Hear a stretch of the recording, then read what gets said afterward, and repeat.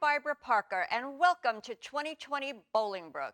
Stay tuned, we have some very interesting guests today. With me today is Mary Beth Fromm, and she's a resident of Bolingbrook, and she's going to talk a little bit about herself and a blog that she started on bullying. Mary Beth, thank you so much for being with us today. Thank you for having me, Barbara. You're welcome. Would you give us a little background on yourself first? Right. Well, like you said, I'm a resident of Bolingbrook. I've just been here less than 4 years now. And I started a blog just a couple of months ago after realizing that I had some resources to help children and adults who have found themselves bullied. So I wanted to share those and my blog, some easy to find strategies and tools to help people be able to stand up for themselves and stand up for others against bullying. That's really good. Bullying encompasses a wide spectrum because people always think of bullying with just children. Exactly. And don't realize that it even affects adults, both as the bullier and as the person being bullied. Exactly. Does your blog then cover both areas? It does. Because what we found with bullying, and I think most people remember this from school, because most people over the course of their lives, they've been bullied, and they can remember at school there was someone that seemed to need to be powerful over them or seemed superior over someone else, especially when other kids were around. And like you said, this carries on. This bullying or abuse, it carries on not just for children, but it also carries on into adults, and even we know about elder abuse, which senior citizens also find themselves in the same type of situation where there's someone in their life that is overpowering them. I think the elder abuse, well, I think all abuse is terrible because even doing it to little kids, but when you start talking elder abuse, a lot of those people tend to be feeble. I mean, I'm an elder now. I mean, I'm a senior citizen, but it seems like when you hear on the news or anything, they're talking about maybe a caregiver comes in and wipes out all their money, abuses them, picks on them, they have marks all over their body, but some of them, from being ashamed, probably one reason, not being able to, but also some of them are more feeble-minded, and I don't think they can even express that to other people. Exactly. So that's really sad. So like you said, yes, so they may not be able to express themselves because they feel powerless in their situation. They may be isolated in their situation where they're relying on their child or their grandchild or a caretaker to be with them, and they find themselves powerless to stand up against people that are manipulating them, taking advantage of them, which is the same, is very similar to how a child feels or an adult feels that is being bullied. They are feeling powerless over someone else. And so in the blog, we cover all areas of abuse, beginning with bullying. And it's the more work that I've done on it, I've been so surprised that it's so similar. Like we talked, that it's somebody continuously has power over someone else. And before our broadcast started, you and I were talking about how that diminishes a person's confidence over time. So it's very much the same, even though we can't imagine how can a child being bullied at school be the same as a senior citizen being bullied by their child in their home. It really is very similar. Well, as I mentioned earlier to you, I have a friend who was not bullied at all as a child, but she ended up marrying somebody and married into a well-to-do family, and she was told over and over again that she's not good enough to do this, she can't do this correct, she can't do this. And over time, it just diminished her confidence level, that even to this day, she's not back to where she says she was before the marriage. So it doesn't matter where you are in your stage of life, you can be bullied and not even realize it till years go on. Right, exactly. And I didn't start getting some serious help from many wonderful people until I was beyond 50. And I thought that if I set up this blog and people have the tools, easy to follow tools and videos, whether they're a teenager or an adult, to say, okay, this is me, and these are some strategies I can use going forward, so maybe they're not find themselves at 50, 60, 70 years old, still being dominated and controlled by other people. And so, because what happens is that people who I wanted children as well as adults to know that if you're being bullied, if you're being abused, there's nothing wrong with you. There's always something wrong with the abuser. So no one is superior over anyone in any circumstance. And people who bully and abuse other people, they see themselves as they're okay, but their victim's not okay. And so they use that to feel to that acting in superiority of other people. And if the victim doesn't learn strategies to be able to stand up for themselves, they lose confidence. And so one thing that is important, I think, is for parents to realize their actions and how to raise an anti-bully.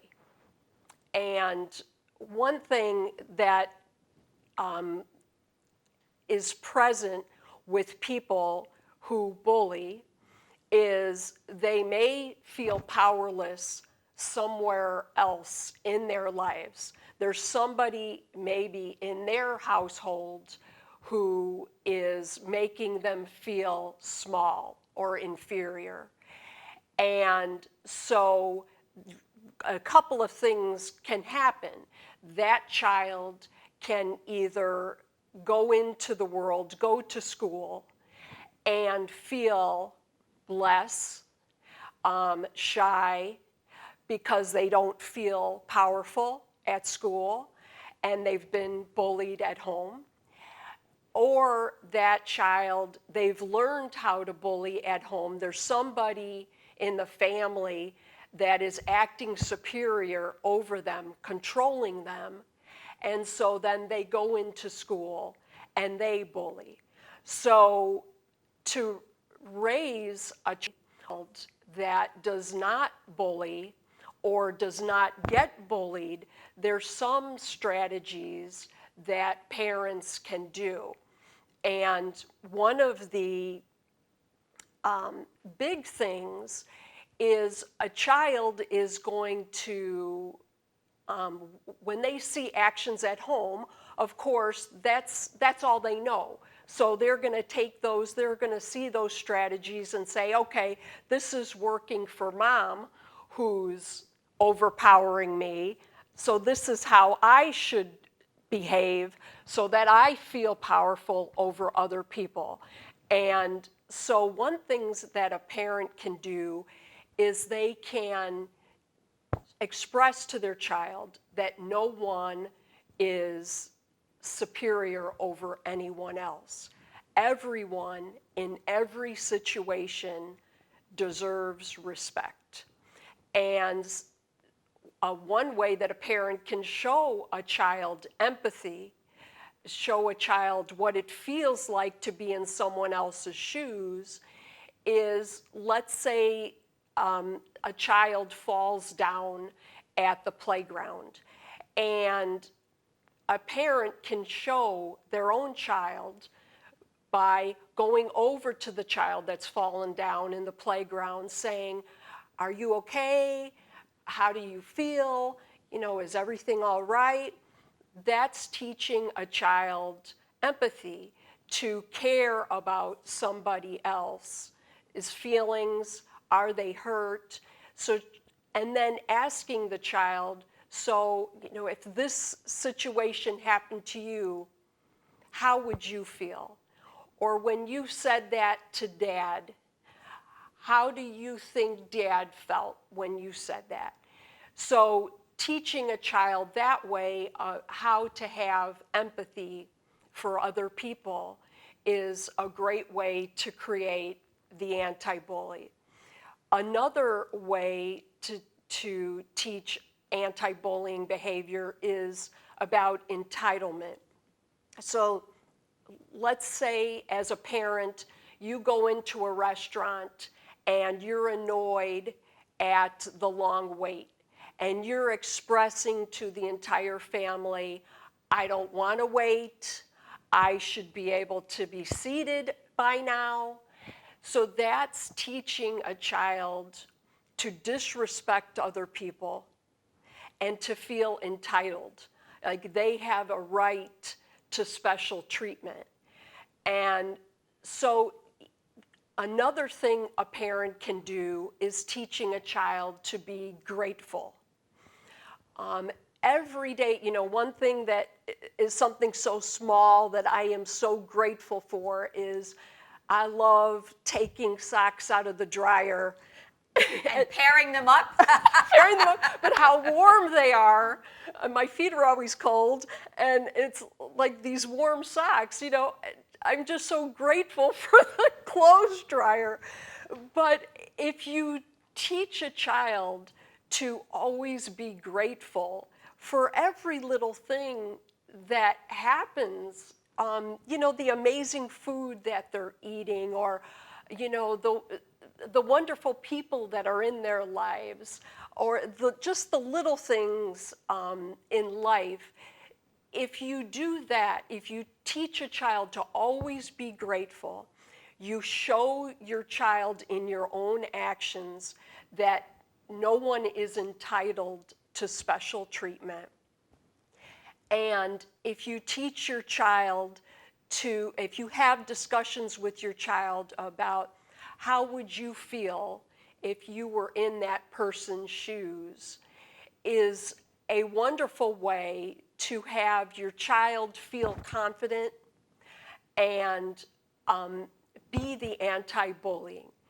Because I think most people realize that people who bully, they're being bullied, maybe be bullying by someone in the family at home, and they feel powerless somewhere in their lives. And so they feel powerful then, acting like they're superior over others. And the only way to have anyone really build their own personal self-esteem is by being able to stand up for themselves and stand up for others respectfully. If you go into every situation in your life and you say, "Okay, it's a long wait at this restaurant, but I'm going to treat everyone with respect," and then have a positive thought, it must be so busy here because the food is fantastic. Or there's a long line at the airport, but we're going on a fabulous trip and it's going to be so great when we get there. So expressing that to children, those positive thoughts, teaches them more understanding and patience and how not to be the bully. And one last point too is, as a parent or a family member, if you see bullying go on, let's say grandma is unkind to someone at a restaurant, that is a good opportunity to say to your child, disrespecting other people is not the right thing to do. Maybe grandma was having a bad day. Maybe that was what this was all about, but that's never okay. So when you have opportunities where you see other people disrespecting other people, it can be a teaching moment with a child to say, we're not going to do that, because how would you feel if someone was yelling at you? And so we're all human beings. We're all equal. We want to do right by people, just like we want people to do right by us. Yeah. Treat people as you want to be treated. Exactly. Exactly. It's always my grandmother used to always tell us that. My mother told us that, and it's more true today, I think, than ever. It sure with is. everything going on in the world. Absolutely. Another question, Mary Beth, is with adults. We spoke about children, and those were wonderful suggestions, and I hope people put them to good use. But what about with adults? You said that you were abused, and what advice, or I guess maybe suggestions, would you have on your blog that adults could make good use of in their life? Exactly.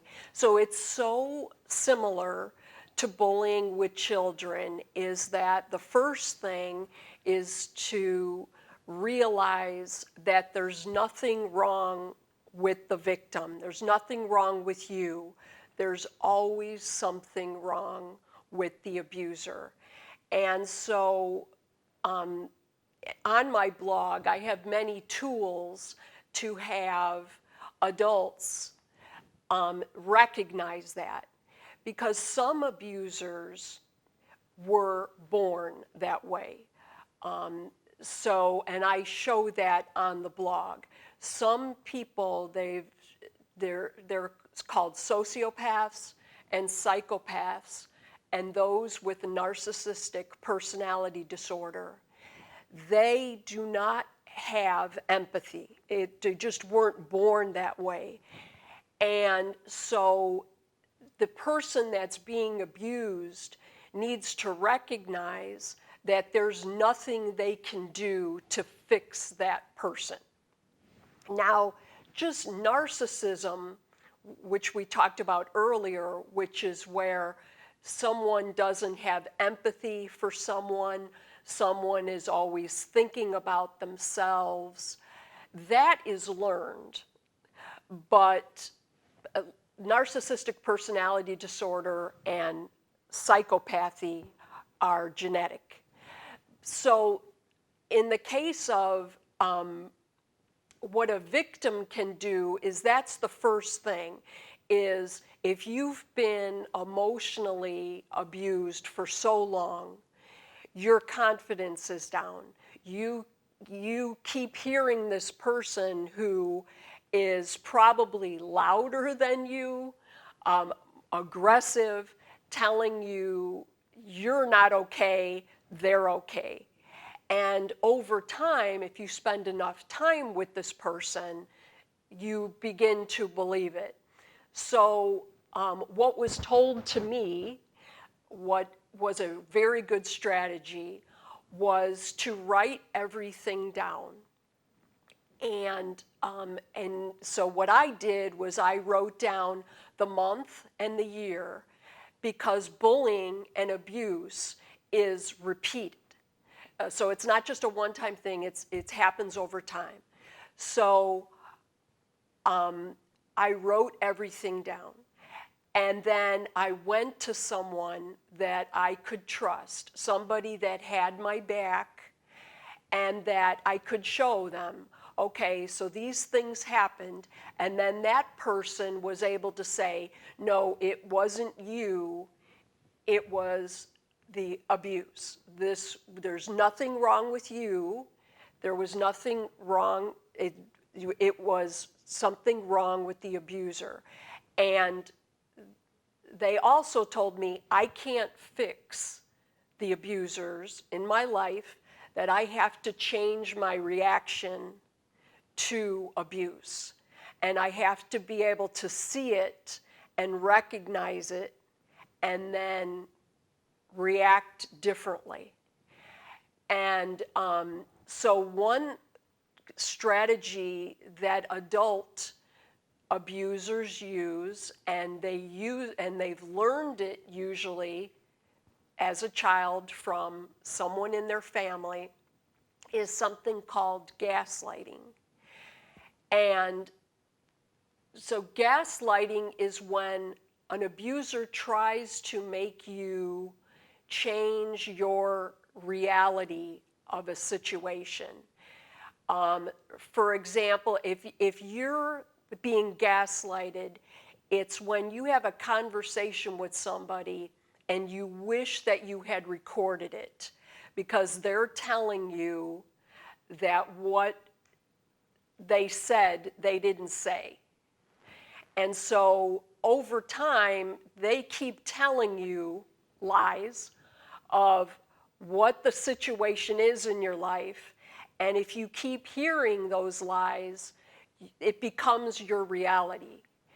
And so one way, like we talked, is if you write everything down from your earliest memory, month and year, okay, this was what was said, or this is what happened, this is how I reacted to it, and then take that to somebody that you can trust, they can better say to you, this is gaslighting. This is somebody who's abusing you, trying to have you take responsibility for their bad behavior. Question for you though.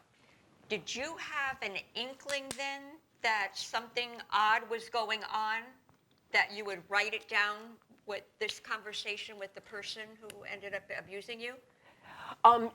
Well, it was actually when I went for help. Okay. It was a strategy that the person that I felt like at that time in my life, that my life was not my own. I felt like I was doing things for people, and I wasn't in control of my life. I felt like I'm trying to be really nice, I'm trying to be really kind, I'm trying to be really generous, and with these people in my life, they don't seem to like me, no matter what I do. And so I'm feeling like I'm having to do things all the time, and that I don't want to do, and I'm feeling smaller and smaller. And you almost feel like, am I seeing things clearly? I must not be seeing things clearly because it's happening so often. And so there must be something wrong with me. So because I was so unhappy, I went for help. And so that was a strategy that a therapist gave me. He said, you will feel more powerful if you write it down and then we talk about it, so that you can see the number of events that you've survived and what's really going on with the other person, so that you can see that it's not you, something wrong with you, there's something wrong with someone else. There's some reason why another person needs to dominate and be powerful over you. And so you lose your confidence when you're with someone like that over a long period of time. Well, that seems like a good strategy. I mean, even in everyday life, so that you could document your life at some point. You know, it may not have to be to the same detail, but you could put it down and maybe give yourself a check at the end of the year. Well, this person made me feel really good. Maybe I do want to hang around them more. And this person, not quite the same. Maybe I just don't have as much contact with them as I have with the other one. Right. And that was something that I had in my blog too, because Maya Angelou she had a quote that said, "People will always show you how they feel about you. Believe them." So the first time that somebody shows you who they are and how they feel about you, you need to believe them. So people aren't always going to say to you they don't like you, but they will always show you. So, you know, and people may not like someone for a million reasons, but you can't change someone else. So you have to change your reaction to it. You can't make someone like you. You can't fix an abusive person. So people that need to have control and power over other people, you can't fix that situation. So, you know, your best strategy, let's say this is someone in your family, you know, like in some families, you know, you only have to see this abusive person at Christmas, okay? So the strategy for somebody who has a difficult time, like me, standing up for themselves, you know, you have minimal contact with that person then. You know, you say hello, you say Merry Christmas, but you don't get into in-depth conversations. You just, you know, minimal exposure to avoid the person. Just minimal exposure to the person is going to make you feel powerful. Now, if you do in your life, if you feel like you have to stand up for yourself, especially a child, let's say a teenager in high school, and they've been bullied for a long time, they may be like me, where they have a difficult time standing up for themselves. But in my blog, I talk about you have to find your courage, because if you don't stand up for yourself, these situations are going to continue, because some people they feel powerful when they're overpowering someone else. I mean, some people are obvious. Okay, so in high school, it might be the jock who every time you walk down the hallway, they just give you an elbow, just to make you feel small. Or it might be in high school, you know, in the movie Mean Girls, these girls look nice, but they're making up stories about their victim so that the victim's isolated. Or the cyberbully who's posting things online, again, for the victim to feel isolated. And so I write in my blog, especially in middle school and high school, if you can find your courage and be the upstander, the person who stands up for themselves and stands up for other people who are being victimized, that builds self-esteem.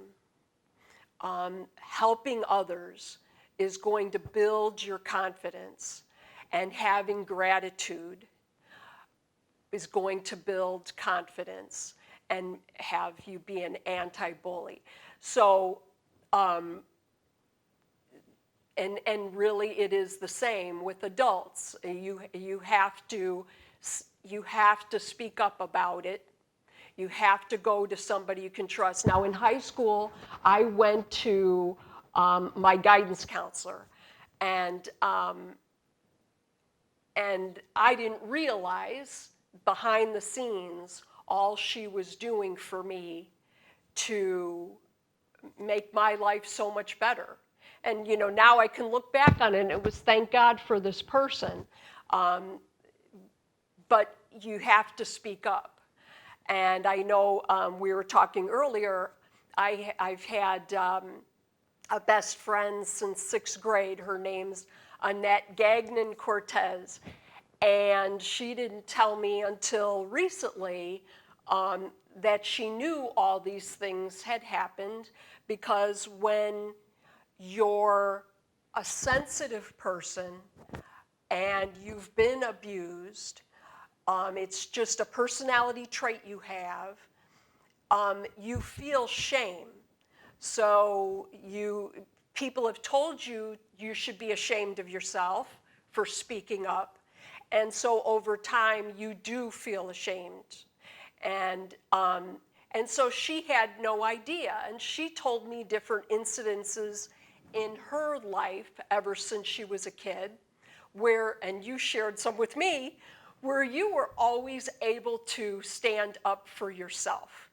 And so my blog is for those who have found it so difficult to stand up for themselves against the people that are abusing them. I have to say, listening to you talk now and everything, my mother is coming to my head. And I think maybe one of the reasons why I can stand up for myself, and I'm sure with my sisters, I could remember my mother, before women's lib was popular, we went on strike against my father for better working conditions for her as a housewife. And we made picket signs, and we're marching around the living room, and she refused to make dinner for my dad that night. And I had one brother who sided with my dad. My youngest brother was with my mom, and all the girls were marching around with our picket signs. What a wonderful mother. But I'm thinking she must have made us strong without even realizing what she was doing. Absolutely. And that's so important. So your mother was an upstander. She said, I'm going to be treated a certain way. And she was sharing that with you so that you would all also be treated a certain way. And so she was a wonderful upstander. Yeah. Hey, Mom. Well, that's good. I'm glad for you now that you seem to be better, and Right. hopefully you'll continue on that path. Absolutely. I really do hope and pray about that for you. We're going to take a break for a minute because I want to... All right. You know that show, What Would You Do? Have you ever seen that show? It comes on Friday night. No. Where they make this fake scenario up, and they hire actors to come and do it, and to see if people are going to stand up for the person that's being victimized. Oh, yes, I have seen that before. And listening to you, I'm thinking, oh my God. But you know what comes to my mind today with that? Because there's so many crazy people out there. So many people willing to pull a gun. I wonder if that holds some people, it's not. I mean, when I see the little kids, I don't know that I would be able to keep my mouth quiet. I don't know. Adults, maybe not, I don't know. But with the kids, definitely not, Right. when you see that going on. But I was thinking of that show when you're saying that about being an upstander and everything like that. Right. Anyway, okay. Well, anyway. Well, Mary Beth, thank you very much for being on the show with us today. I really appreciate it, and you gave us a lot of knowledge. Now, all of your contact information and about your blog is going to be below here, so everybody can hook up and listen to you. Now, do you update your blog on a regular basis? I do. And so the website, I know you're going to put it up, is gethelpforbullying.com. And there are tools there. I do want to give a plug to Ellen Jo Jung. She is a writer, she is an educator, and she did a guest blog for me where she gave strategies for children as well as educators on bullying. And so she is an advocate against bullying, and so she's added a lot of material. But like we talked, I have videos and tools on how victims can become survivors of bullying and abuse and elder abuse. And then if anybody watches them or reads any of the things, can they reach out to you and talk about it then? Absolutely. I have my email address at the bottom of my blog, which is mgungerfrom@gmail.com, and absolutely would love to chat or help people find additional resources. Well, good. Mary Beth, thank you very much for being with us today. And Bolingbrook, you just got a lot of information. I hope if you need it, you actually go there and look at it, and it helps you. Me too. Thank you. Okay. Hello, Bolingbrook, and welcome back. With me today is Jackie Trenier, and she's our Will County Board Rep here for Bolingbrook. Jackie, thanks for being on the show today. Thank you, Barbara. It's lovely to be here. It's always exciting. Normally, July is a very boring month on the county board. A lot of our members participate in the National Association of County Organizations, and we're involved with that during the month of July every year when we have our national annual convention. But this year, due to COVID, it's being done electronically, and things are a little bit different. And plus, just this year alone, there have been so many drastic and different changes going on that we just seem to be way more involved than normal. We started off our meeting last week with a couple of proclamations. There was some concern among a couple of the board members that maybe these proclamations are getting a little too political. But we do believe that, drastic change in our community, things going on, maybe you have to change things up a little bit. Normally, our proclamations are to celebrate achievements of residents of our county, or celebrate or make prominent a particular week, like National Healthcare Week or National Nurses Month, things of that nature. But to this last Thursday, we had two proclamations. One supporting our law enforcement, not only the county law enforcement, but all of our municipal law enforcement. They face difficult choices each and every day. They run into danger. We wanted to let them know how much we appreciate what they do in our county. And then our second one actually was supporting an anti-racism agenda, getting people to be more aware of things that are going on in the community. And we believe you can support both of these. You don't have to pick. You can support police officers, and you can support Black Lives Matter movements or any other movement you want to support. They're not mutually exclusive. Just because you support one doesn't mean you don't support the other group. And so we spoke very strongly about both of those issues. We thought it was really important right now to mention that. The other thing we approved while we were there was moving forward with our county's 2040 road plan. We have over 72 projects that we're working on, and some of our recent accomplishments were the redoing of 135th Street between New Avenue, which is like on the fringe of Romeoville, edge of Lamont, all the way to Smith Road.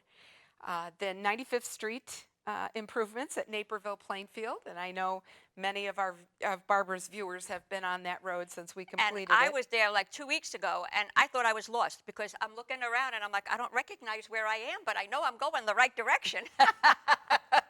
Yeah, it's beautiful. It really is a nice shortcut. Well, thank you, County Board, for that. It really is a Yes. nice road to be on now. Yeah, and roads are important.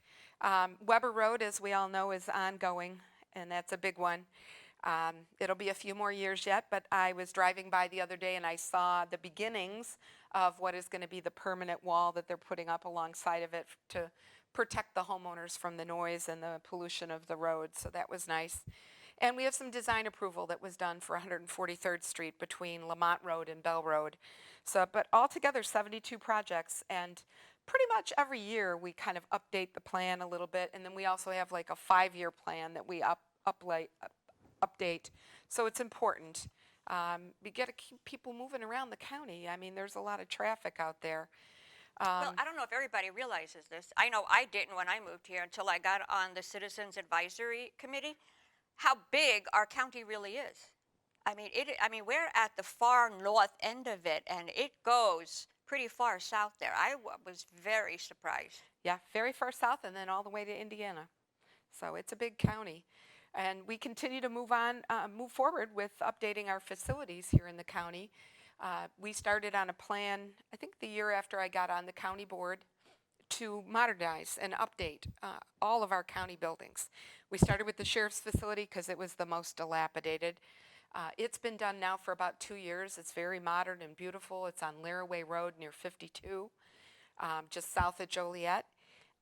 Our health department, which just opened up last month, just in time for, the pandemic problems to really kind of make it even more important that we have this new building. And we'll be tearing down the old one.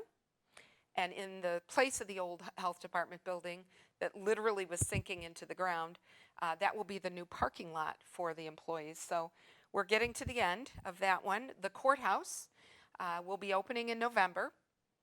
Last week, I think on July 8th, we the Daughters of the American Revolution put a time capsule in the corner of the building, and they had solicited comments from high school students across the county and county officials and judges and just a lot of people, and in some 20-some years, they're going to open it up.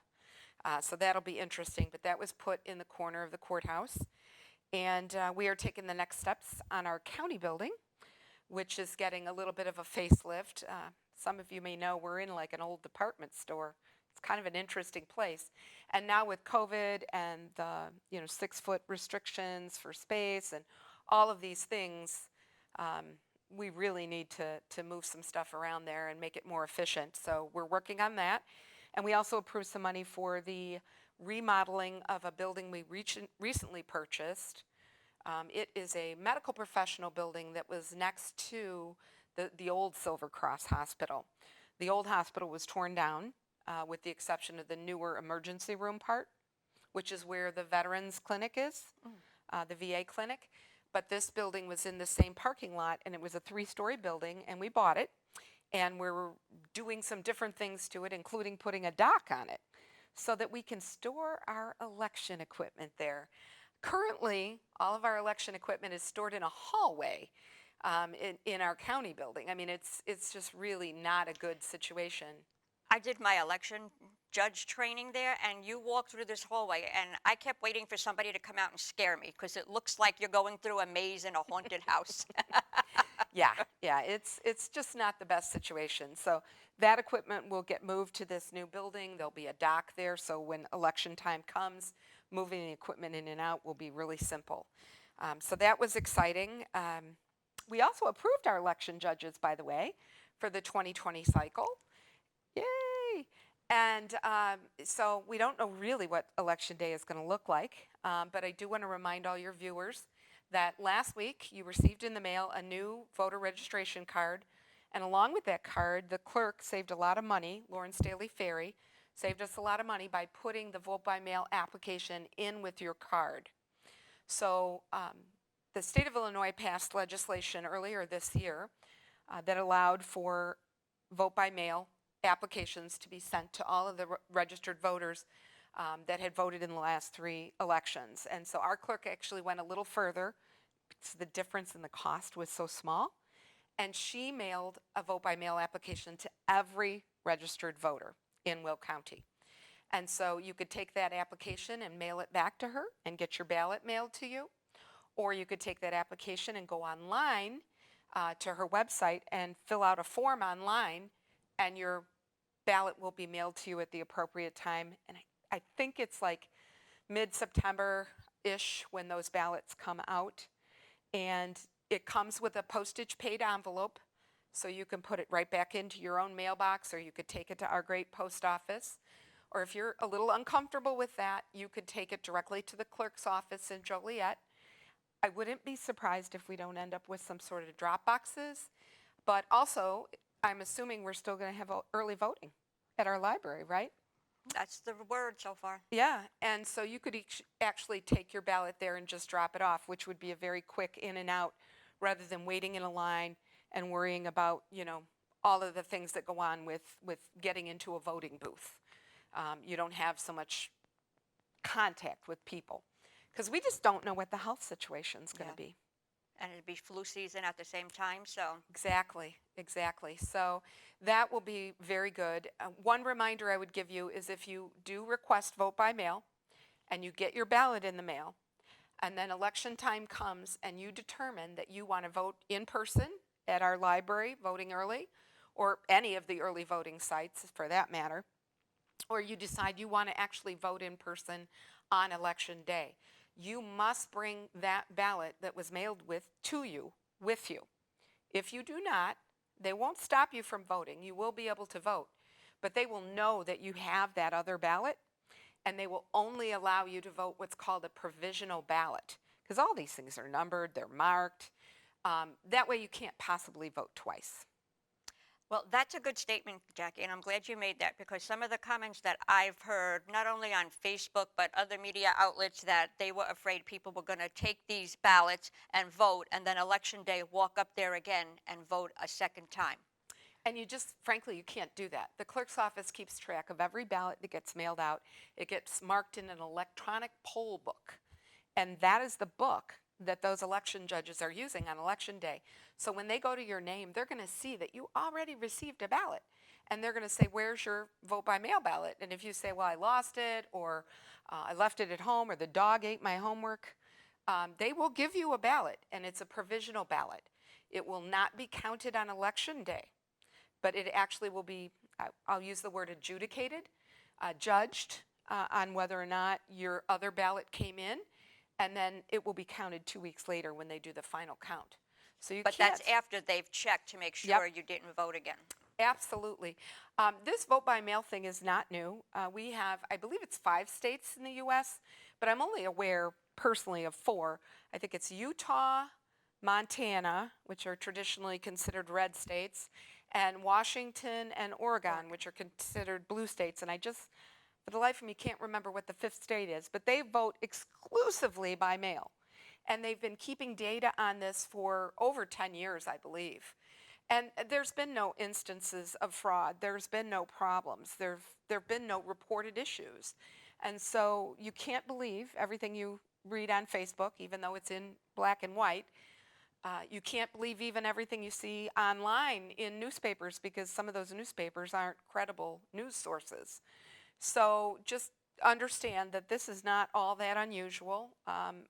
Lots of people vote by mail every day all across the country when it's election time. So I know my niece lives in England, and she has to request a ballot Oh. from the state of Florida in order to vote. Yes. Her husband's in the military. Yes. So they live in England, and she's been doing that. She's lived there now for about 5 years. Yeah. So voting by mail is nothing new. All of our service members, if they want to vote in their hometowns, they have to request a ballot. So this is nothing new. We've been doing it a long time. We have a great clerk, and I'm sure everything will go just fine. And she did it very economically. So that was very good too. We hired an ethics advisor this month, a replacement one. We've had an ethics advisor for the county board and county employees for many years. She was a retired judge, and she retired again. And so we hired a new ethics advisor. That person is available to anyone that is an employee or an elected official at any time. You can send an email, ask a question, get a response. We're real careful about what our employees accept as a gift. There are rules. You can only accept even a meal up to a certain dollar amount. So we're real careful about that so that there are no concerns about any hanky-panky funny business going on with our contracts or our decision-making processes. So Oh, that that's was good. good. No pay for play. No pay Not for in Will play. County anyway. Not in our county. RNG, recycled natural gas, I believe is what that stands for, but don't quote me. We get so used to these acronyms sometimes we forget there's real words behind them. But we started capturing, in conjunction with Waste Management, our natural gas that is off-put from the landfill, our Laraway Road landfill, these methane gases some years ago. I think it was about 2009. I remember doing a video about it, and it's been bringing literally probably by now millions of dollars to the county to offset the cost of county government without having to go to taxpayers. Well, we found a new scheme that we're moving forward with, and we're negotiating a contract with an energy company that is going to help us manage this new gas facility, a brand new one, where we're going to take the methane gas and turn it into natural gas, which will then fuel vehicles and buses. And we're going to make a lot of money on this over our 10-year contract. Just the difference between two of the different companies was $16 million. Wow. Yeah, I think it was $11.25 versus $9 per whatever meter measurement they use. I'm going to say gallon, but that's not the right term. But yeah, so we're going to turn this gas into another moneymaker for the county. And that is a good thing, because right now, tax dollars are tight for everyone. And They it are. makes it difficult to, really follow through on the mission of your government when you don't have money. I mean, we're looking at the reductions that have come in the way of sales tax, not only to the county, but all the municipalities because of the coronavirus, because of COVID-19. So our county was actually given from the federal government $120 million to help all the organizations, businesses, citizens, not-for-profits, and municipalities, as well as our own county government, to deal with the costs of this pandemic. So some of the things we can use the money for: PPE, which is personal protective equipment. Yeah, I always want to say gear, and there's no G in it, No. Personal. I used to work a lot with the safety from where I worked before. I used to work for International Paper, and so I was the safety person in our facility. So I used to have to deal with OSHA and making sure we had our PPE, so I know what it stands for. You know that term. That's good. That's good. Yeah, PPE. So, municipalities have had to buy it. Not-for-profits have had to buy it. Townships have had to buy it. Everybody's had to acquire this PPE. And so we have this CARES money that can reimburse the organizations for their costs. Cleaning of the facilities. I think we all just heard that there were 2 employees at the Park District that were diagnosed with COVID-19, requiring a deep cleaning of the inside of both the BRAC and the Anna Reno Center. The pool is still open. Apparently these employees were not involved in being at the pool. But these deep cleanings cost a lot of money. And so that is a reimbursable expense. Sneeze guards, that's a new term I never heard before. In fact, I saw something in the paper this morning where they had put these sneeze guards up for the 12 jurists in a jury panel. It was going to be the first jury trial since all this started. Wow. And I don't think it was in Illinois, but it was in the Trib this morning. So sneeze guards, and we're seeing those everywhere, absolutely everywhere, and they cost money. They're not free. Tech solutions. So if you had to create a portal, by cell phones, remote systems of any kind, like at the county, we now use WebEx to meet. So that was a cost. I don't know what the cost was, but that was a cost. So that is reimbursable. Any COVID-related staff training. If you had to train your staff additionally on even the PPE, how to use it, when to use it, all of these things are... Here's a pet peeve, not only of mine, of everybody, when they wear their mask down as a chin guard. I'm like, okay, it goes above your nose and below your chin, back on, make sure it fits secure, and we're good. Yes, absolutely. And it's not just a mouth thing where you can just let your nose hang out. You got to cover the whole deal. So that was really pretty important stuff. The dollar amounts that we're talking about were pretty big. We're looking at using 55% of that money for local governments. So that's township, municipalities, and county. And it would also cover your other governmental units, school board, library board, park board, things of that nature.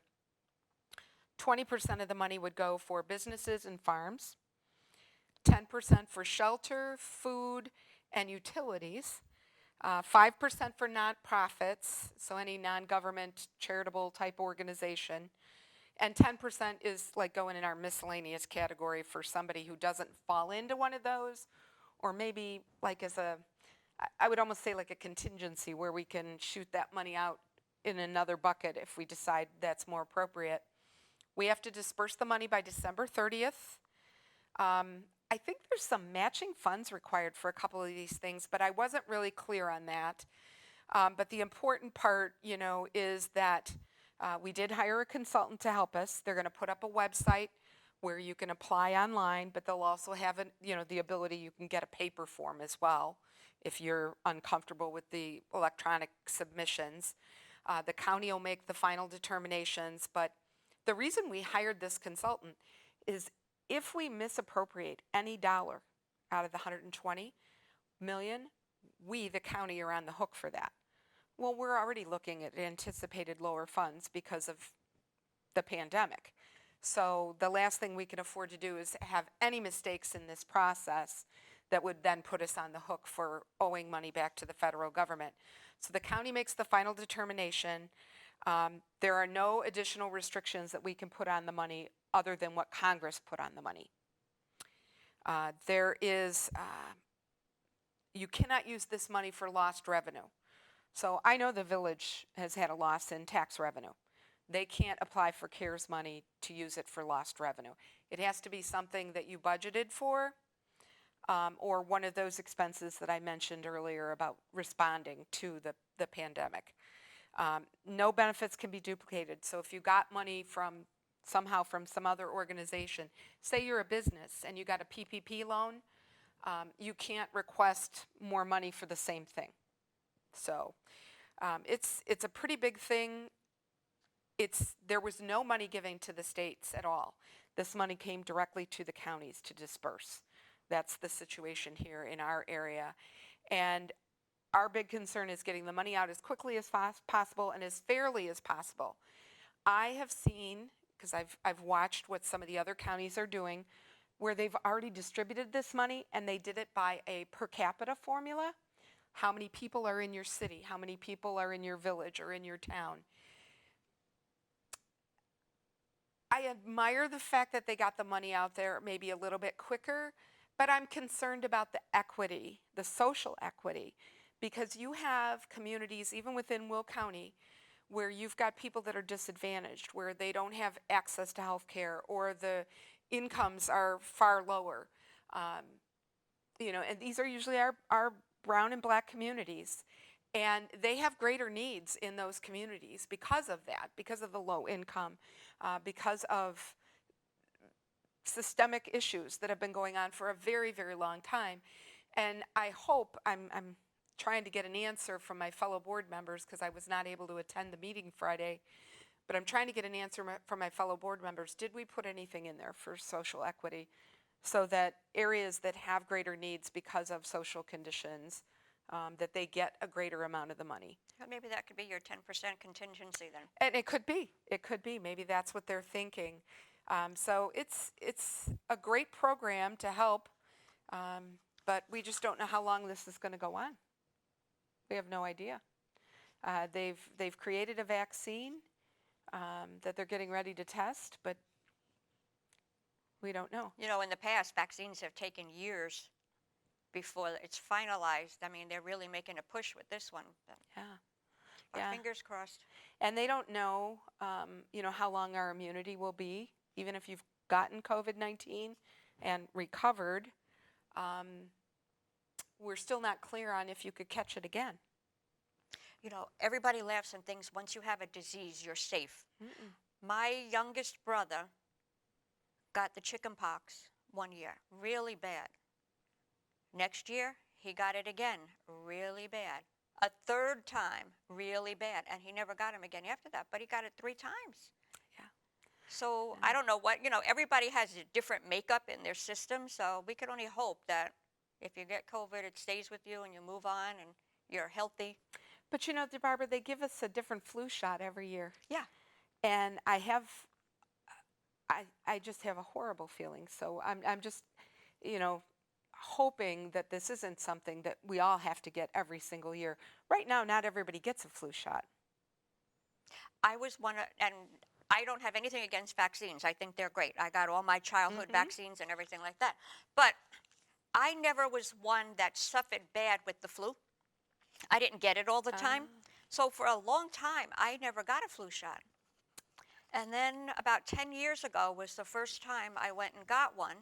And I was amazed. I didn't even get a cold that season. And I've gotten one every year since then, although I have gotten a cold occasionally, but I haven't had the flu. No wood, but. Yeah, so it's been a busy month for the county board. Yes, Very you busy. have been busy. Lots and lots of meetings. It's been nice to be able to do them electronically, I will say. Less commute time. You know, you have more time for other things. But I do miss seeing people in person and just your normal kind of chit-chat that you have.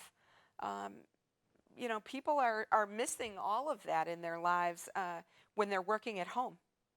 Yeah, I know even when I was working for a short time, I had a little temp stint with the College of DuPage, and when COVID first happened, I was the only temp the college kept on.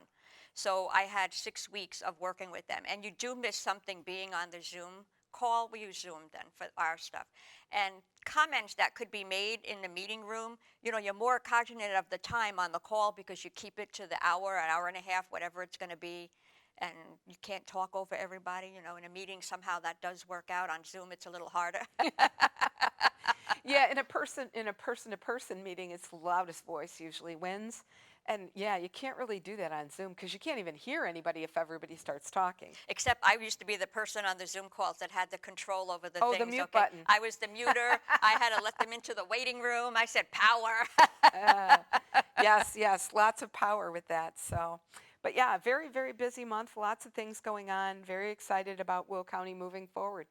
Well, good. Jackie, thank you for your service to the community and for coming on the show today. Really appreciate it, letting the viewers know what's going on, because I'm sure there's a lot of things that happen that the viewers don't even know about. So I like that you come on and let us know what's going on. So Oh, no. I appreciate it. Thank you. And again, thank you for your service. Thank you, Barbara. What you're doing here with the 2020 Bolingbrook show is amazing. We have such a small amount of real news about our community that this is a huge benefit. Oh, well, thank you. I appreciate it. Bolingbrook, we have some really good board reps here.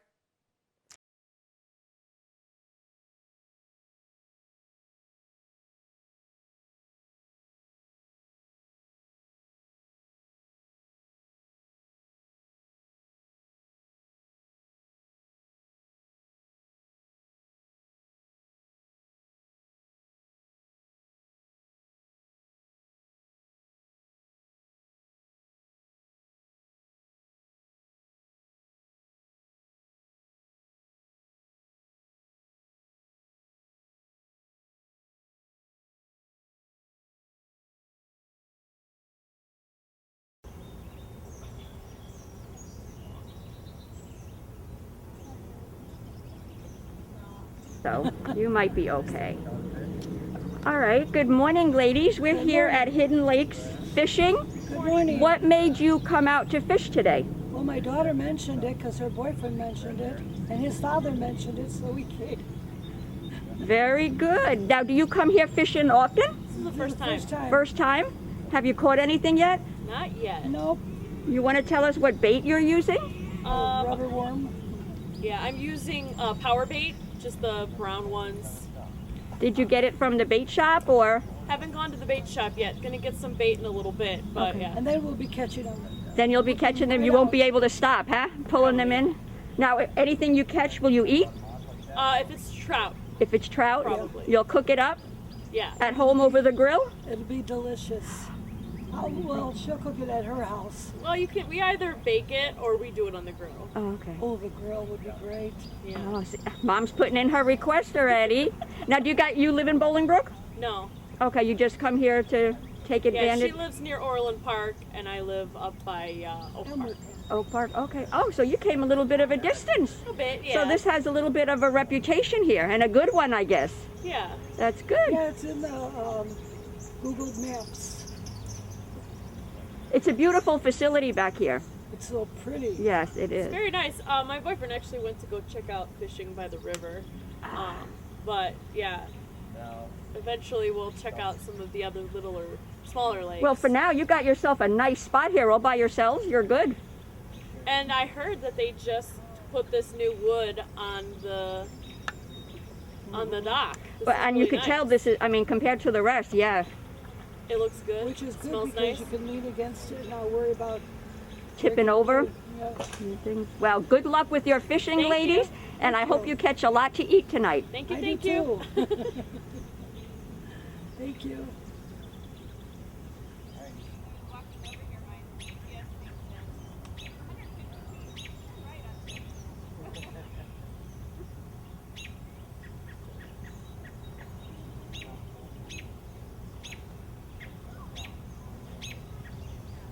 Good morning. Good morning. How's your fishing going so far? Got a couple bites, but nothing in yet. Nothing in yet? What bait are you using? We're using night crawlers, and he's using some lures, artificial lures. Now, if you catch any fish, are you going to go home and cook it up? Depends what size they are. Size? Okay. I had the other ladies there said they were only looking for trout. We'll catch trout, bass, catfish. Whatever, and you're happy? And if But it's nice. only if it's a good size. Otherwise, we let it go. Okay, and put it back in. That's Yeah. really good. Hello. Good morning. Well, good luck to you. I hope you get a nice meal tonight. So do I. Hi, my name is John Chase, and I'm the Superintendent of Facilities for the Bolingbrook Park District, and we are here at Hidden Lakes Park in Bolingbrook. And today is free fishing day, free family fishing day from 8 o'clock to 6 o'clock. What we have going on today is free fishing, so we're inviting families to come out and use our space and enjoy all that we have to offer here at Hidden Lakes. The lakes are stocked with catfish, trout, bluegill, largemouth bass, and crappie. That's all the varieties that we have in here. And we've just recently stocked catfish, so we've got a lot of good ones ready for you to fish. We get a lot of families out here, and families really enjoy coming out and just spending the day out here.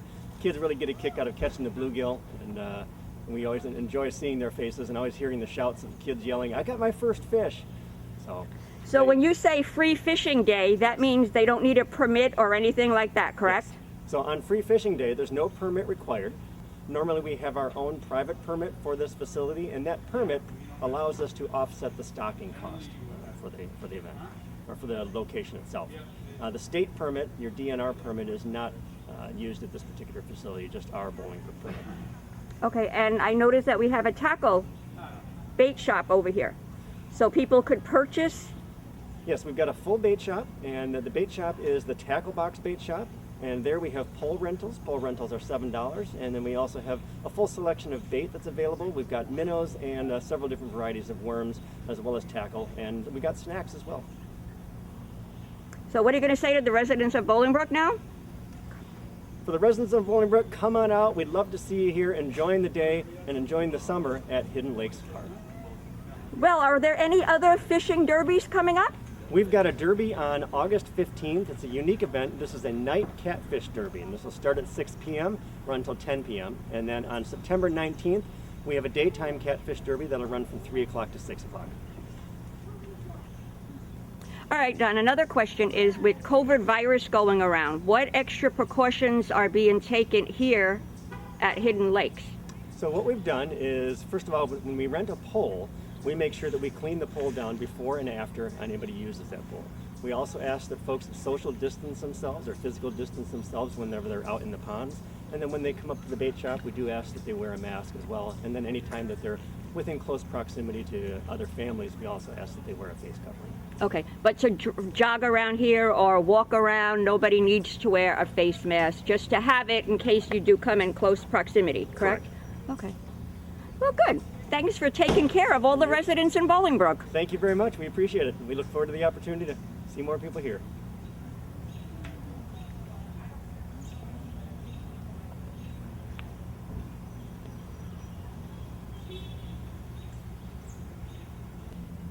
As you could see from the video, the park is absolutely breathtaking back here. So even if you're not a fisherman or a fishing lady, you could come out here and just enjoy the scenery, take a hike, jog, or try fishing.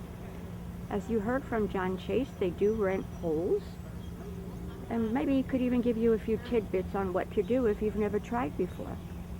Anyway, Bolingbrook, come down.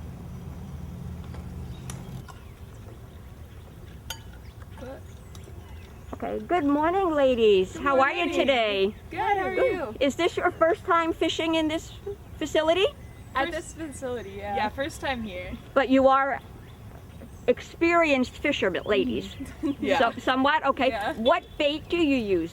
We're using waxworms today. Waxworms? Yeah. And that's what you picked up at the bait shop? Yeah. Okay. Did they recommend that to you? Or you just picked it on your own? It's familiar to me, yeah. Okay, that's good. Now, what do you hope to catch? Hopefully a trout. Yeah. Trout? Hopefully. Now, if you catch a trout, do you plan on cooking it at home? Yeah. Yes? Yeah, definitely. Do you cook it on the grill or bake it or fry it? I usually fry fish. Fry? Okay. Yeah. It's interesting because as I've asked a few different people, people cook it differently. So it's been fun to watch. Well, good luck, ladies. I hope you catch enough fish to have a wonderful meal this evening. Thank you. Enjoy.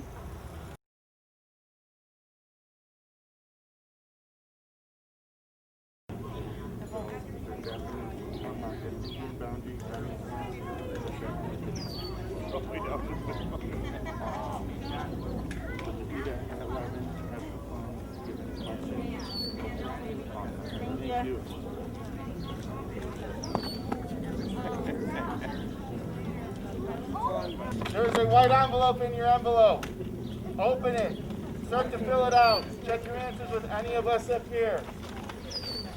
If you need help, you can't use your cell phone.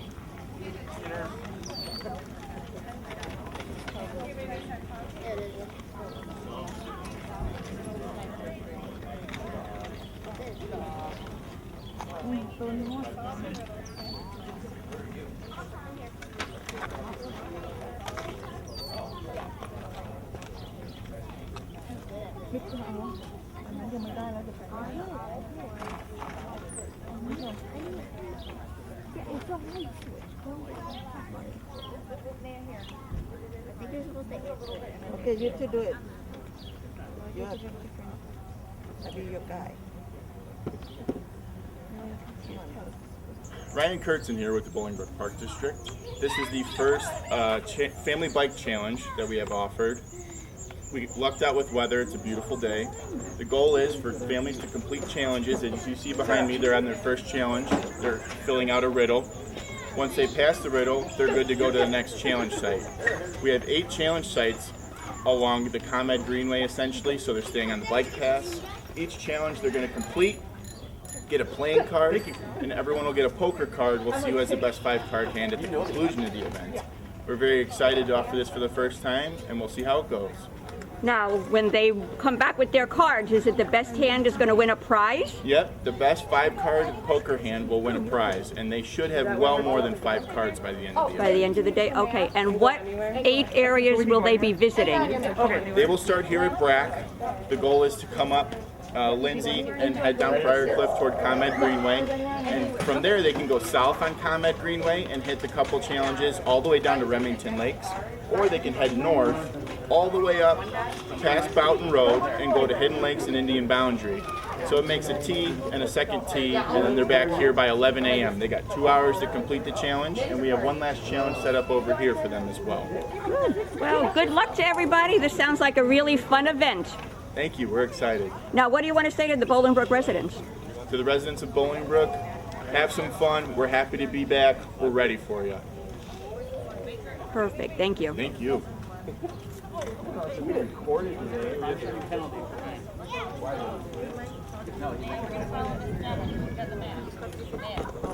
I told you we cannot have, we have to go single file, we cannot all ride.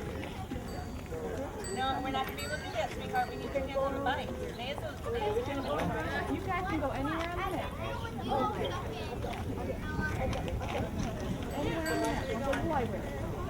Oh, hi.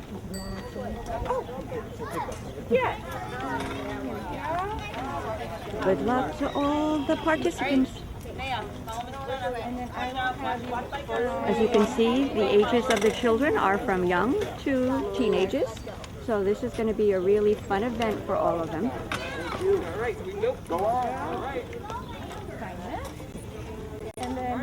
Hello and welcome back to 2020 Bolingbrook. With me today is John Connor, and he's our state rep, and he's going to give us a little bit of background about himself and also what's been going on in Springfield. John, thank you so much for being with us today. Thank you very much for having me on, Barbara. I very much appreciate it. Why don't you tell us a little bit about yourself and what made you decide to run for state rep?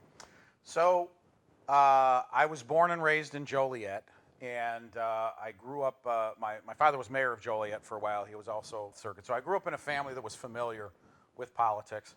And basically, when I became a prosecutor with the office and started to assume responsibilities, I was doing things out, kind of in the public forum, like teaching internet safety to schools and to parents, et cetera.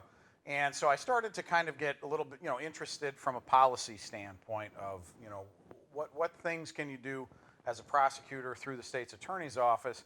And then I was presented with a unique opportunity when my state representative for the 85th district, Emily McCasey, who had been at my house a number of times, when she was walking precincts and had worked at the state's attorney's office as well, so I knew her through there. She resigned and moved out of state back in May of 2017, so there was an opening, and so I put in to fill that opening and was able to get in as an appointee for a year and a half. So I had a unique opportunity, but I had been thinking about getting involved prior to that opportunity coming up. So something fell into your lap and you just grabbed it. Exactly. Yep. You got to do that. Now, you're in Springfield a lot of the times. Correct. Up until COVID, Right. yes. We would have been in Springfield from January through May, basically on a few more days each week from January to May until, we basically spend all of May down in Springfield. And then COVID hit and you were forced to be home, but you went back for a mini session in May. Correct. How did that compare to what you normally go through when you're in session? It was completely different. Unfortunately, because of the social distancing requirements, we were set up inside the Bank of Springfield, which is not the normal Capitol building. I was wearing masks, and so conversations were more difficult, and it was just we were down there for certain specific pieces of legislation to get done. Particularly the budget, to get that portion, which we would normally do during session, but we really did not want to go without a budget like we did, for 2 years right when I first came in. We did not want the state to not have a budget. So we went down for that express purpose, and then there were a couple other items in order to prepare for any COVID money that came from the federal government. We wanted to make sure that those mechanisms were in place to utilize that money as well while we were down there, working on the budget. And what was the dollar amount that Illinois got from the CARES budget? Do you recall? I don't recall the exact amount that we got. I know that for the collar counties, it was in excess of $1 billion to be distributed, basically, and then Cook County got its own amount. But the other collar counties, we had in excess of $1 billion that was going to be split up between the various counties. Now, so there's mechanism in place so that if some of our individuals and small businesses have a need, even right now, there's something in place that they can apply to get some of that money? Yes, there is the business interruption grant process, and then there are also grant opportunities through the Department of Commerce and Economic Opportunity, the DCEO. Will they find the information on how to do it if they go to the website? We have posted information on my state Facebook page, and then if you go to the DCEO website, or you just Google Illinois and Business Interruption Grant, you will be able to find those resources. Okay, that's good. Absolutely, right. John, tell us about some of the committees that you serve on. So right now I'm on 5 committees, Barbara. I am currently on, the main one that I am the most comfortable with is the Judicial Criminal Committee. So that takes care of anything related to criminal justice, sentencing, corrections, et cetera. And that obviously coming out of a state's attorney's office, that is the one that I am most familiar with. I'm also on 2 appropriations committees. One is the Higher Ed Appropriations Committee, so that oversees payments, basically the budgets and requests from all of the public universities in the state of Illinois, as well as the Illinois, in some other institutions like the Illinois Math and Science Academy, for instance, et cetera, and as well as the General Services Appropriations Committee. So that means that all other agencies that present their budgets, they present them to the General Services Committee. So, the Treasurer's Office will come in, the Comptroller's Office will come in before us, and they explain their budgets and, basically how their budgets are divided up. And so we review all of those budgets in those committee meetings. And all those agencies come in and present to us during the course of a regular session. That's what would be occurring. The agencies would come in at various times and present that information to us. I am also on a transportation committee and then the labor committee. And so of those, the 2 appropriations committees by far and away required the most work, the most review. You're constantly looking at numbers and looking at percentages in terms of budget allocation. So those by far and away require more work than the rest of the committees. But they're also the best way to get a feel for how money is spent in the state of Illinois and for how agencies run and how they allocate their budgets here in Illinois. So you've learned a lot then. An amazing amount, yes, an absolutely amazing amount about, as opposed to kind of being an outsider and just reading sometimes what articles say. It's another thing to have to go through the minutia of, running a state agency or, how the court system, the Illinois Supreme Court comes to the Appropriations General Services Committee for their budget. So you have other entities, even outside the legislative branch, that have to come in and, and kind of present their budget. So it certainly was a learning experience, absolutely, being in those committee hearings. Well, now, how are you conducting business with those committees right now, not being down in Springfield? So not being down in Springfield, with the regular session being over, typically those committees would not be meeting. During the time that we were, in session, obviously those committees were meeting up until March, until all of that ended. And at that time, we engaged in working groups in which we were, discussing the issues, getting ready for the May mini session as well as we could without being physically together. But during this time frame, basically, most of any of the communication is just looking towards the veto session in terms of anything that we need to get done then. So are there calls still going on now to get ready for the veto session, or is that put on hold until you get closer to the fall session? There will be sporadic calls, but definitely many more calls will begin as we get closer to the veto session and legislators get an idea of what bills they're actually going to have time to present. They're going to concentrate on those bills, and they're going to be calling their other legislators to lobby, for votes on those bills during that time frame. But right now, it's a little bit early, and most people are concentrating on other things. So we have a few more months to get ready for veto. And now with the CARES Act, what was the dollar figure that we got? So it's $4.9 billion to the entire state. Of that, $1.4 billion went to Chicago, Cook County, and the collar counties. Here in Will County, we got $120 million of that money because it was allocated by population. So that was reflective of our population as opposed to Chicago, Cook County, DuPage, the other collar counties. So it was, a large amount of money, and then, we had to kind of put legislation in place so that money could be allocated statewide and really get to the agencies that are going to need it. Well, that was good. Now, is there another mini session planned to go back down? No, right now we're scheduled for session in our regular veto session in November. Because we, did not pass, obviously, a normal amount of legislation like we would have in a non-COVID standard session, we won't have quite as many bills to deal with during the veto session as we would normally have. But I fully expect that certain items that were not able to be taken care of during the mini session will probably present themselves when we're in session in November and December. And your office up here is in Joliet, correct? My office is in Crest Hill. Crest Hill, my district office, yes, yeah. It's just south of the intersection of Renwick Road and Weber Road in Crest Hill. I probably drove. I had to go to physical therapy. I tore my rotator cuff, and I had to go right past there all the time. I probably drove by and didn't even realize it. You probably did. Yep, absolutely. Now, do you get a lot of people coming into your office or phone calls? It's mostly phone calls and emails. So I would say it's probably far more emails than phone calls, and obviously the volume of phone calls has increased on certain subjects during COVID. In particular, the Illinois Department of Employment Security. We've gotten a lot of calls from people who are having trouble with the systems. Luckily, we've been able to help them navigate that process and assist them through it. But by far and away, I would say most of the communications that I receive are emails. Yeah, it's hard times. I mean, this thing really knocked everybody for a loop. Yes, it was.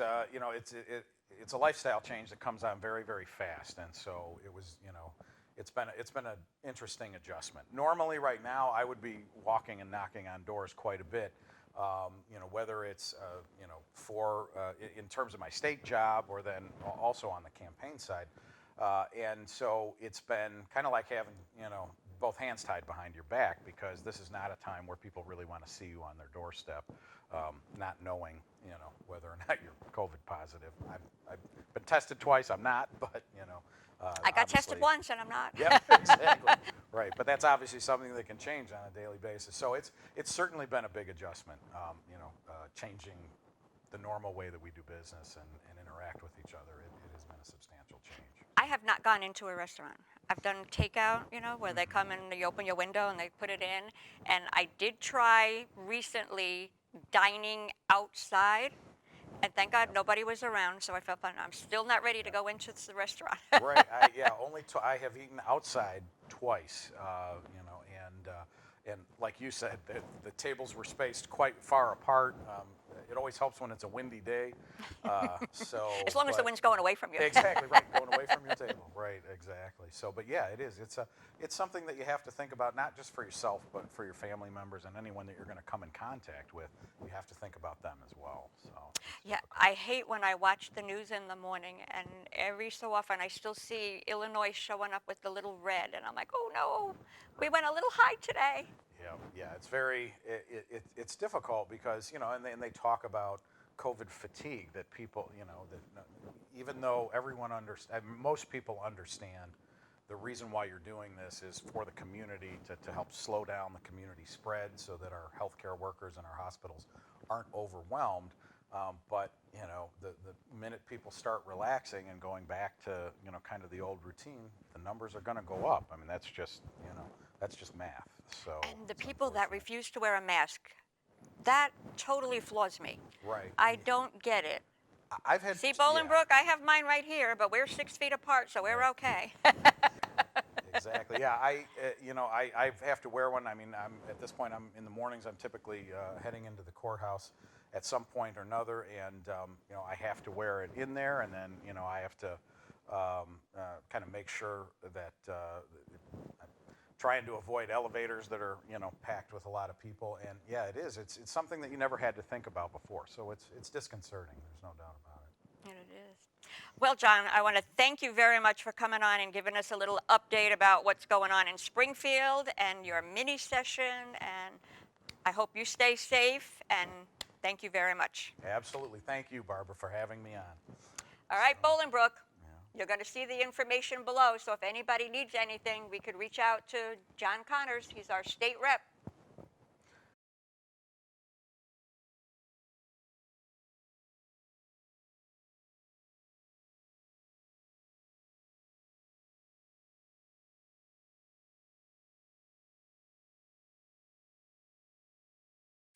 Hello, Bolingbrook, and welcome back. Today, I'm here with Antonio Tucker, and he's one of our fabulous police officers here in the village. Antonio works with our youth at the high school, and we're going to find out a little bit about him. Antonio, thank you so much for being on my show today. I really appreciate you coming in. I'd like to know a little bit about you as a person. Can you tell us about your background? Sure. I grew up in Joliet, Illinois. In the area commonly referred to as the East Side. Right around the time that I was going into high school, we moved to Lockport. So I ended up graduating from Lockport High School. Shortly after that, I enlisted into the U.S. Army, did 4 years in the Army, got out from the military service. And I have to stop you right there. Thank you for your service. Oh, you're very welcome. Not only what you're doing today, but for serving our country too. That's great. I appreciate that. So shortly after doing my my time in the military, I got hired by the post office. So I was actually a mail carrier for about 3 years and a half.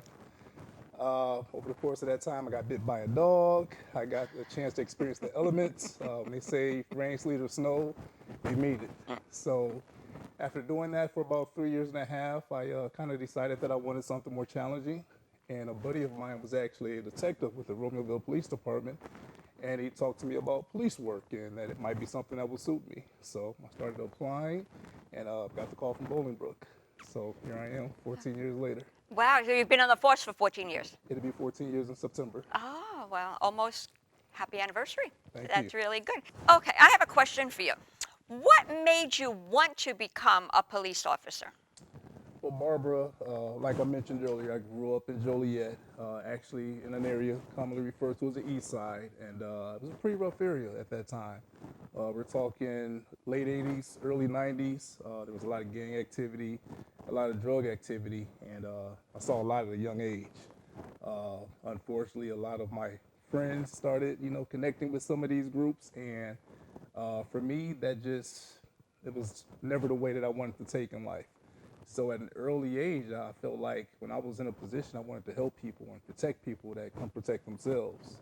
And that was just something that kind of stuck with me. And as I went through life, after graduating high school, had a chance to serve our country in the United States Army. And from that, I developed a sense of structure, confidence, I started working out, So after that, I did my stint with the post office. And again, I just had that desire to help people. So it ultimately led me to police work. Well, that's good. And you seem to have mastered it, especially in the way you want to help the young people. Your comments about the water guns and being a resource officer at the high school. I think that's remarkable because even though you could be a policeman, I don't think all policemen can handle that because sometimes those teenagers with those hormones going and everything, they're at another level. Oh, absolutely. It was definitely a transition for me coming from working the night shift to, again, going on to a day shift and working with teenagers with hormones all over the place. But it was a good transition, and I have a great partner up at the high school, John Iblow. He's head football coach as well. And I patterned a lot of my policing, especially when it came to dealing with children, after his style. And for me, it's being approachable. Be approachable, be personable at times. Let down that wall a little bit. Let people know that you're human. And you'd be surprised. It can really take you a long way. And ultimately, just being able to find that common ground with people. Because we all have something in common. Regardless of what walk of life we come from, we all have something in common. And when you can find that, you'd be surprised at the dialogue you can have with people. We all have a beating heart. Absolutely. Sometimes you just got to get to that little point in that heart to find it, but you're right. That's really good. 1, 2, 3, 4, 5. Oh. Now, I understand you work with high school kids. Correct. Have you always worked with them, or is this something new? So I've been doing it now for 5 years. Okay. My title is actually a school resource officer, and I'm assigned to Bolingbrook High School. Now, prior to that, I actually worked in the patrol division on the night shift, and I did that for about 8 years. So it was an interesting transition, but a good one. Okay. Well, because now you're back to, like, I want to say normal times. Overnight, it's a little different with your home life and everything, getting used to that when everybody's on one schedule and you're on another. Oh, absolutely. I would say being at the high school as a school resource officer is very similar to being on a teacher schedule. Monday through Friday, I usually start at 7 o'clock and get off at 3 p.m. So it's very ideal for having a normal sleep pattern. Now, with COVID, and the kids are out of school, we're out of school now for a bit. How did that affect your job then? Did you still have to go to the school for people that may be coming in for whatever reason? No, actually, I was placed back in the patrol division. Okay. And I was kind of given some special assignments to cover with everything that was going on. So one of the assignments I had was doing regular checks at our COVID-19 testing site at Bowden and Whitewater. Okay. So when I'm working, I make sure to check on that every 30 minutes or so. And another assignment I had over the course of this period was just businesses in the area, especially in light of the social unrest that we experienced maybe 3 weeks, a month ago. So again, just trying to provide that extra presence. Now, since you work with the teens, were you involved or any way monitoring the Black Lives protest that we had here in Bolingbrook? Yes, I was. Can you give us a little bit of information from your point of view on how it went? I thought it went well. We kind of heard through the grapevine that a protest was coming our way. So we made it a point to meet with the organizers, which we did at the Bolingbrook High School, and myself and a partner of mine, Officer Swinson, who's also a school resource officer at Brooks Middle School, met with the organizers. We got a really good vibe. Again, we're supportive of a peaceful protest. So me and Officer Swinson decided to lead the protest from the very front. Very nice. I have to say, I was very impressed with it being high school kids. Some of them maybe just graduated, but how organized they put it together, and it was very peaceful, from my point of view anyway. Absolutely, I mean, I was really impressed with the young people getting involved and stepping up and doing what they feel is right, and everybody has a different point of view. And I'm sure you, as an officer, is kind of caught between a rock and a hard place, because some of the stories they told back there wasn't too complimentary, but you guys have a tough job to do in keeping the peace in the community. Absolutely. And again, I think just to put it out there, again, I think mostly everyone in law enforcement is very supportive of a peaceful protest. However, when that line is crossed and it goes from being a peaceful protest to disorderly behavior, criminal behavior, then we kind of have to step in. So. Yeah, it was hard seeing some of it. I mean, I was very thankful that I was at two different protests. One, and again, I was like on one side of Lily Catch, they were on the other, because I was, videotaping them going down, and interviewed the two ladies that put it together for the second one. And I thought those were very peaceful. I didn't hear anybody, even with vulgar language or anything. They were wonderful. I was very impressed, and it made me feel really good that our youth is stepping up. I can remember back in the 60s with the protests that we had. I'm originally from New York City. Okay. So we had our own protests and everything that went on then. And it wasn't always peaceful. And even when it was kind of peaceful, the comments going back and forth. But here, I was very impressed with our young community today. Yes, I was very impressed, and I think everyone in the police department was impressed as well. Good. Again, me and Officer Swinston had ourselves a nice little workout walking with the protesters from the high school to Village Hall, and then we walked them back from Village Hall to the high school. But ultimately, I couldn't be more proud of our kids. They did a great job. Yes, they did. It was really nice. Now, I have another question for you. Sure. In your 14 years, is there one moment that stands out to you as to being extra special? Extra special. Well, again, 14 years, that's a lot of time. I've had my fair share of experiences, good and bad, I guess you can say. But a very recent one that stands out was a couple of days ago. So today is Friday. It would have been Wednesday evening. I had a chance to visit two young men in the community and actually met their aunt at the gas station maybe 3 weeks ago. She's a paramedic. And she reached out to me, and she thought it would be a great idea for me to meet her nephews. So after trying to coordinate things for about 3 weeks or so, we finally made it happen. So I figured I would surprise them, especially with all the hot days we've been having. So I went and bought these huge water guns. And me and Officer Swinson actually ended up going by the house, met with the young fellas and gave them some good words of wisdom and positivity. And we had to test out our equipment. So we filled up the water guns and we had a nice little water battle.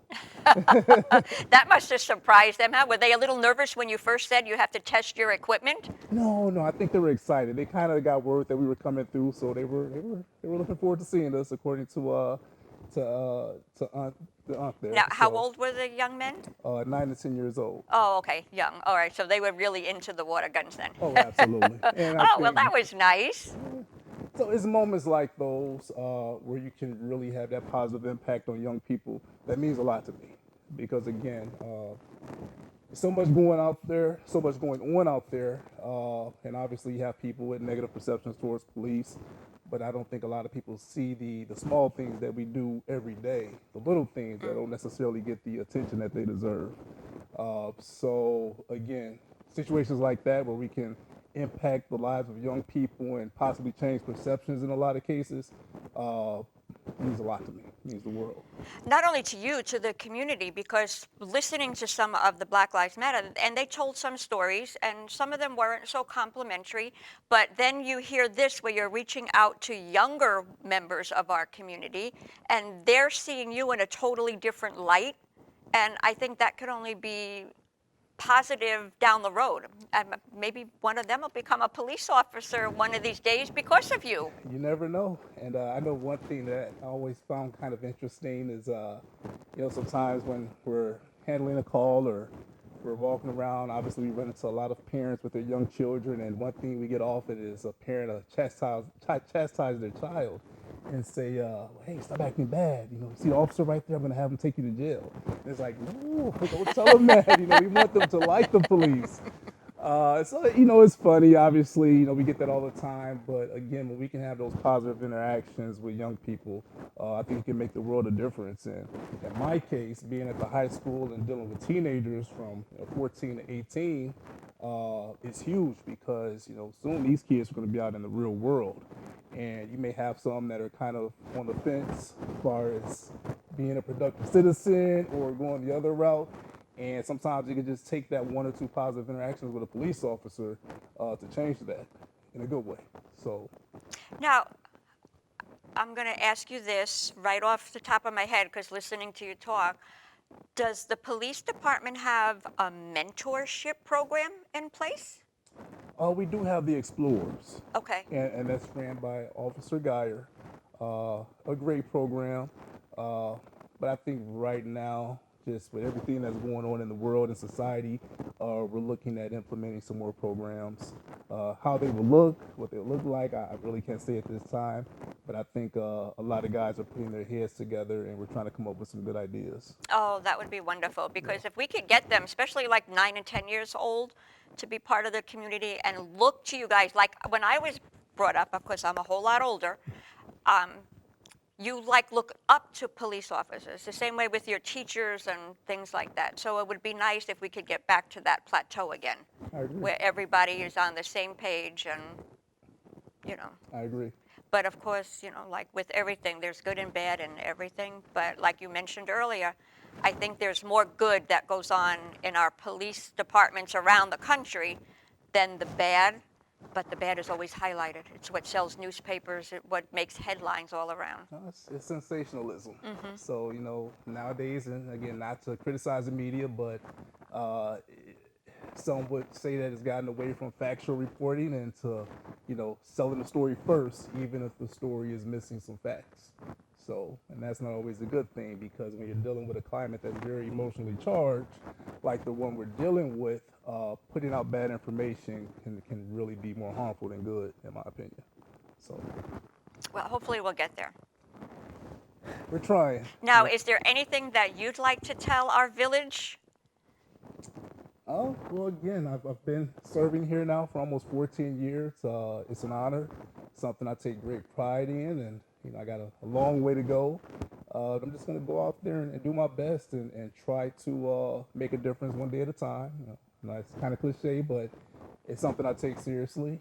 And that's it. I'm glad to be a member of the Bolingbrook Police Department because it's truly a team effort, and I work with a great group of guys. And again, that's pretty much all I got. Well, that's good. Well, we're certainly glad that you're here. I know I am, and watching you and meeting you just now for the first time, I feel it's a great positive step for our village to get to know you a little better there. So thank you, Antonio. I really appreciate your coming on the show today. Thank you for having me. Bolingbrook, nice smiling face here. Look for him at the Bolingbrook High School.